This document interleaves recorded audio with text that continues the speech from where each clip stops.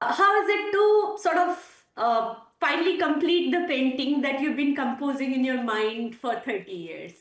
It's very strange, and you know, you're right about the analogy of the painting. You do sort of studies for the painting in the form of movies before, Crimson Peak, Pan's Labyrinth, Shape of Water.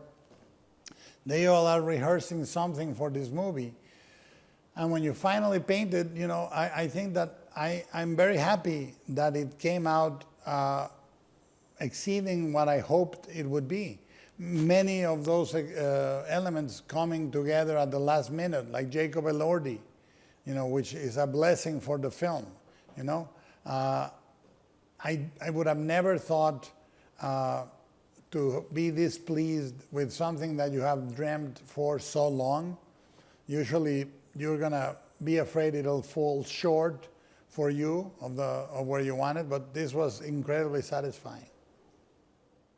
The film begins with the Lord Byron quote. And initially I was like, why Lord Byron? Then I realized you're not only honoring the book, but how the book began, the story itself, and its other influences in the ivory statue that Victor plays with or learns through. So, how is it sort of every minute detail you have captured it beautifully in the film? So, how is it to keep it all here and sort of bring it? Yeah. I'm just surprised. You know, I've been studying very carefully and very pointedly. I studied very much Gothic literature and the Romantic movement.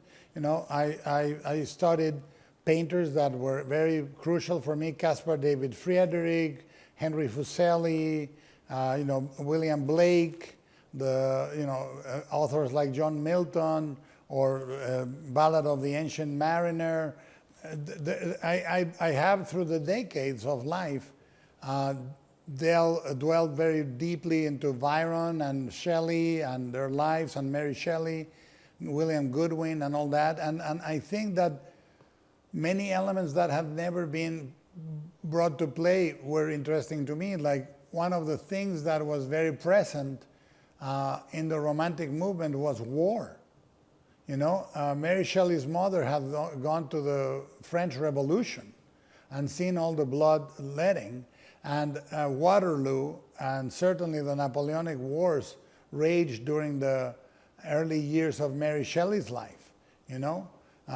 And all these elements had never been brought to play, and I brought them in. I brought the poetry of Percy Shelley with Ozymandias, and the poem that closes the movie is a poem that was written about Waterloo precisely by Lord Byron, and I thought the quote was so profound: "The heart will break and yet brokenly live on," which is what the movie is about. The movie is about making peace with imperfection, forgiveness, and kindness. True. One thing that really strikes me in all your films thematically is that you're always pondering what is it to be human, Yes. and whether the monsters are the monsters or the humans are the monsters. Yes. I see this sort of a running theme, and of course, your sympathies one can gauge. So you're always pondering the human question: what is it to be human in this world?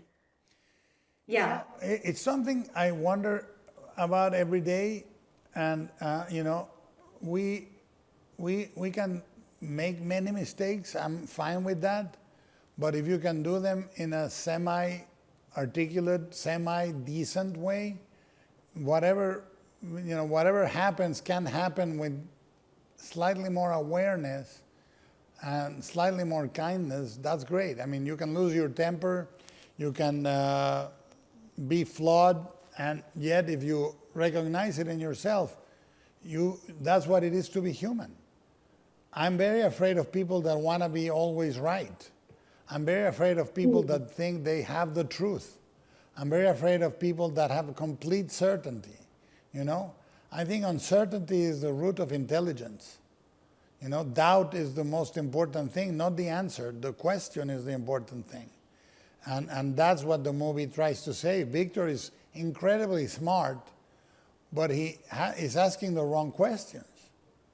You know, he may have the most brilliant answers to questions that shouldn't be of importance. Why do we die? To live. You know, and that's why I like the moment where he thinks he's been serving an angel of life and he realizes he's been serving an angel of death in the movie.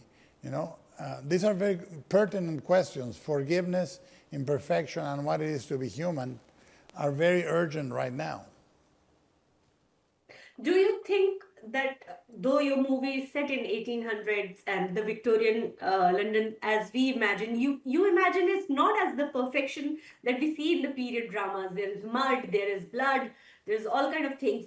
Also, do you think your movies, while being in the past, while being true to its creation, is also a reflection on what is happening in the world today in Yes. that sense? Or do you think all your movies are like that, maybe? Yeah. I mean, I think the first duty you have to have as a filmmaker is you need to talk about your now. And you need to talk about you. You need to talk about what you're feeling or going through for real. You know, you don't have to pretend I think that to talk from wisdom is very hard. None of us is wise. But to talk from experience is desirable. Because if you experienced it, you can talk about it with not authority, but truth. And I think the element most important in art is truth. Not realism, truth. You know, and I think this is a very truthful movie for me. So it is about today. You know, if you think about where we are as a society, you know, where the cause of a female role in society, the ravages of war, the need for a sweeping emotional restructuring of our minds, those things were true in 1818 and they're still true now. You know, we have the arrogance of science over human emotion, completely present. The stupidity of people that believe they can push past the boundaries of humanism into transhumanism. That is, again, a very present thing. And the incapacity to listen to the other's point of view, check, again, about Yeah. today. So, you know, I think that's what horror as a genre is very good at, reflecting the time it's made in.